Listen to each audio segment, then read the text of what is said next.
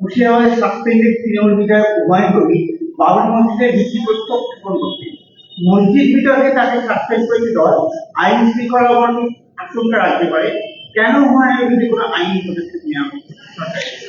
দেখুন, 6 ডিসেম্বর যে বাবরি মসজিদ ধ্বংসের দিন, এটা শুধু বাবরি মসজিদ ধ্বংস নয়, ভারতবর্ষের সংবিধানের উপরে সব থেকে বড় আঘাত বলে আমরা মনে করি।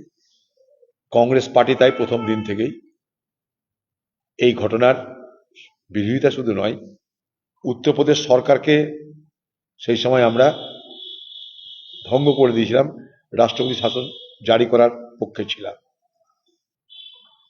বাবরি মসজিদ ধ্বংস করার মধ্য দিয়ে ভারতবর্ষের ইতিহাসে আমাদের দেশের ধর্মনিরপেক্ষ চরিত্রকে নষ্ট করা হয়েছে। এবং এই বাবরি মসজিদের ঘটনার ইতিহাস যদি আপনারা দেখেন, তাহলে আরএসএস বিজেপি 1949 সাল থেকে সেই প্রক্রিয়া শুরু করেছিল। ক্ষমতায় আসার পর সেখানটায় রাম মন্দির হলো।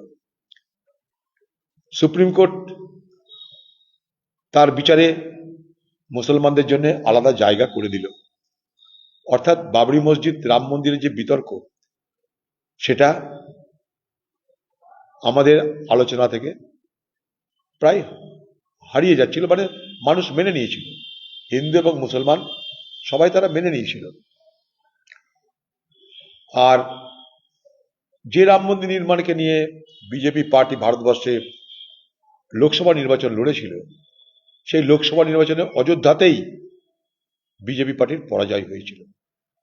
সেই অযোধ্যার রাম মন্দির, সে অযোধ্যার বাবরি মসজিদ আজও নতুন করে আবার আলোচনায় আসছে দেখতে পাচ্ছি।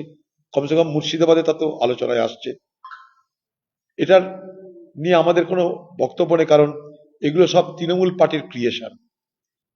তৃণমূল পার্টি নেত্রী মমতা ব্যানার্জি, সে নিজেকে বড় হিন্দু প্রমাণ করার জন্য সে পুরী থেকে জগন্নাথ দেবকে নিয়ে আসছে পশ্চিমবঙ্গে, মহাকালকে নিয়ে আসছে পাহাড় থেকে সমতলে, দুরুঙ্গাঙ্গন তৈরি হচ্ছে।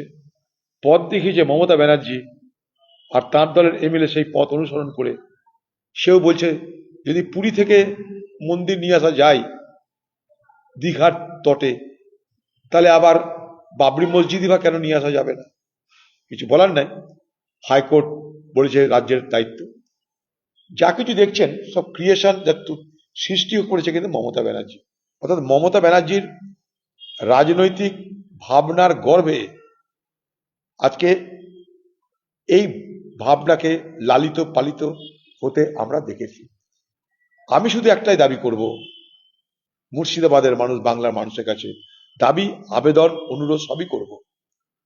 সেটা যে মন্দির বা মসজিদকে কেন্দ্র করে ধর্মীয় ভাবাবেগের দ্বারা পরিচালিত হয়ে আমরা যেন মুর্শিদাবাদ এবং পশ্চিমবঙ্গে সাম্প্রদায়িক সম্প্রীতির বাতাবরণকে বিষাক্ত না করি। ধর্মপ্রাণ মানুষ তার ধর্ম পালন করবে, এটার মধ্যে কোনো আপত্তি কারোরই থাকতে পারে না, আমারও নেই। কিন্তু ধর্মীয় আবেগের দ্বারা পরিচালিত হয়ে যেন মুর্শিদাবাদ এবং বাংলায় সাম্প্রদায়িক সম্প্রীতি বিঘ্ন না হয়, এটার জন্য মুর্শিদাবাদের সকলের কাছে, সে হিন্দুই হোক মুসলমানই হোক, বাংলার সকলের কাছে, সে হিন্দু হোক মুসলমান হোক, আমি আবেদন করব, অনুরোধ করব। এটাই আজকের দিনে আমার বক্তব্য। মুখ্যমন্ত্রী সংখ্যালঘুদের ভোটে জিতেছে,